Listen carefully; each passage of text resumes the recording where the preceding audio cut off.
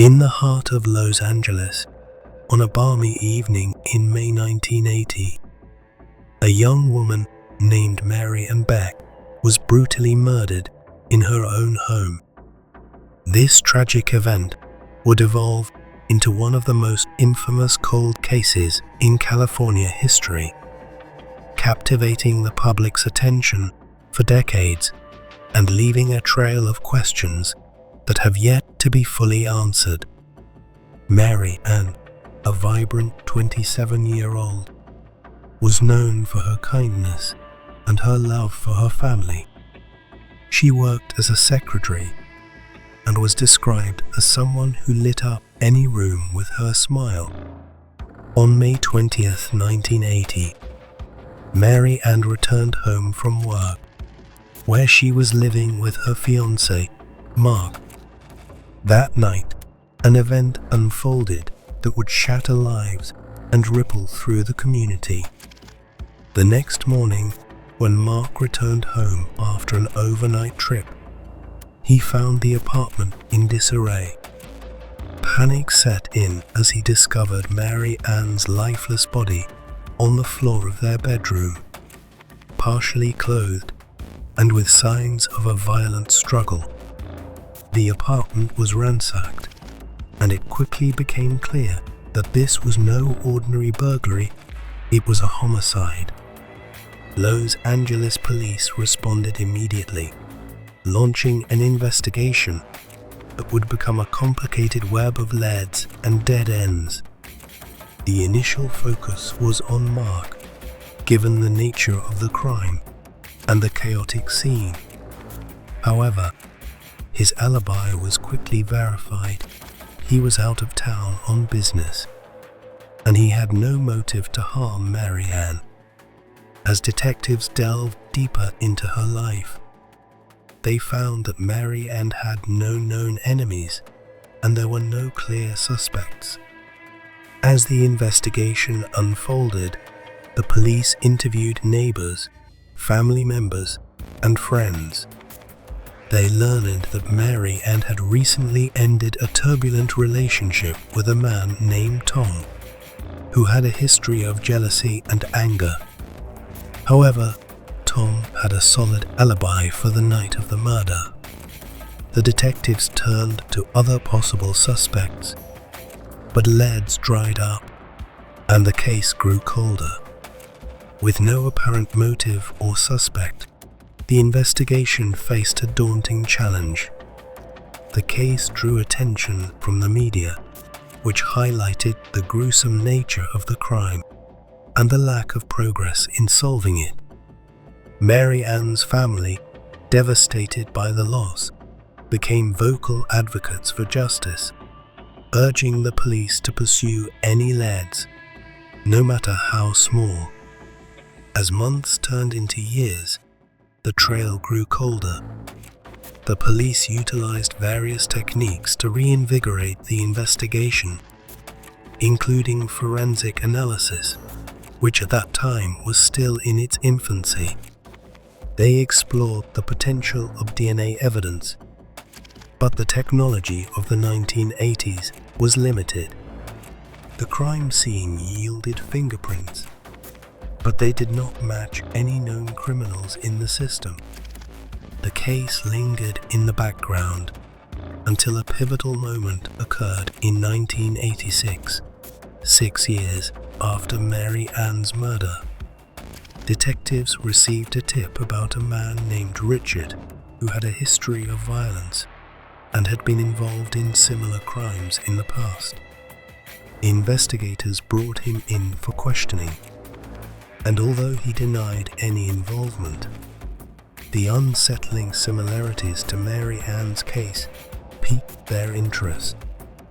However, without concrete evidence linking him to the crime, he was released.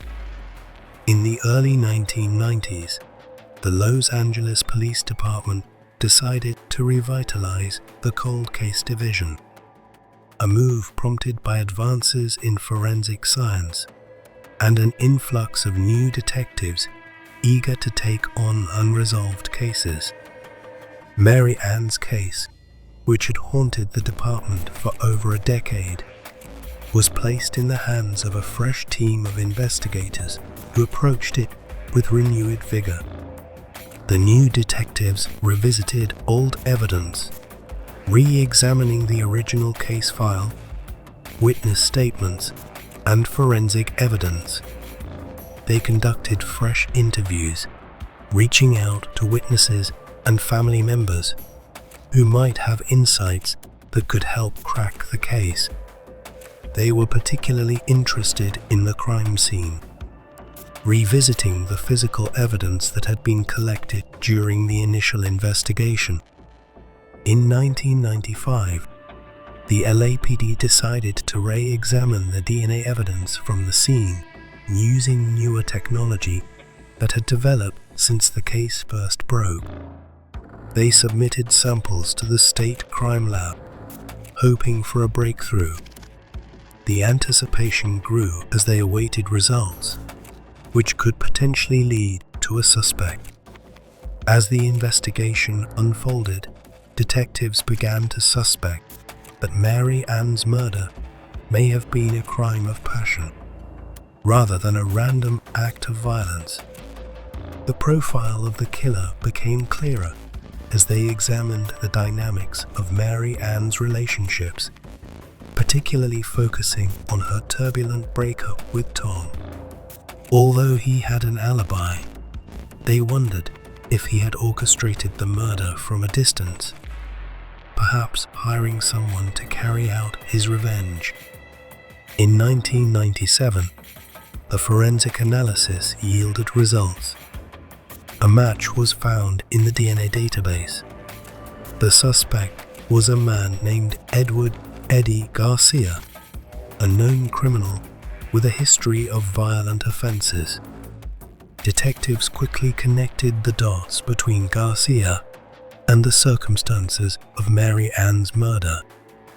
He had been in the area on the night of the crime and had been previously arrested for assaulting women. With a warrant in hand, detectives moved swiftly to apprehend him. Garcia was arrested and brought in for questioning. Under the pressure of the evidence against him, he eventually confessed to being at Mary Ann's apartment that night, claiming he was there to steal valuables. He stated that Mary Ann had interrupted him, leading to a confrontation that escalated into violence. His confession, however, was riddled with inconsistencies and lacked specific details that only the true perpetrator would know. The case went to trial in 1999, with prosecutors presenting evidence that linked Garcia to the crime scene, including DNA evidence and witness testimonies. Mary Ann's family attended the proceedings, eager for closure after nearly 2 decades of uncertainty. The emotional weight of the trial was palpable, with friends and family recounting the impact of her murder on their lives. Despite the compelling evidence, Garcia's defense team argued that the confession had been coerced and that the evidence was circumstantial. The jury deliberated for several days, and tensions mounted as they debated the facts of the case. Ultimately, the jury found Garcia guilty of first-degree murder. The verdict brought a wave of relief to Mary Ann's family, who had fought tirelessly for justice. As they listened to the sentence being read, tears flowed, tears of grief for their lost loved one, and tears of relief that the man who took her life would finally face the consequences. Garcia was sentenced to 25 years to life in prison, a fate that seemed too light for the crime he had committed. Nevertheless, the verdict marked the end of a long and painful chapter for Mary Ann's family. They had endured nearly 2 decades of heartache, uncertainty, and anguish, and now they could finally begin to heal. As the years passed, the case continued to resonate in the community. Mary Ann's story became a poignant reminder of the fragility of life and the impact of violence on families and communities. In her honor, her family became advocates for victims of violent crime, working to raise awareness and support for those affected by similar tragedies.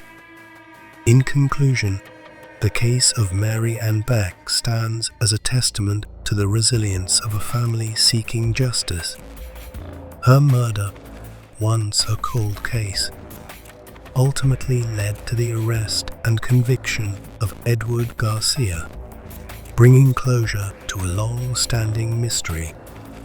This story serves as a reminder that, while time may pass, the pursuit of justice continues to shape the lives of those left behind. Mary Ann's legacy lives on in the hearts of her family and friends, reminding us all of the importance of compassion and the enduring fight against violence in our communities.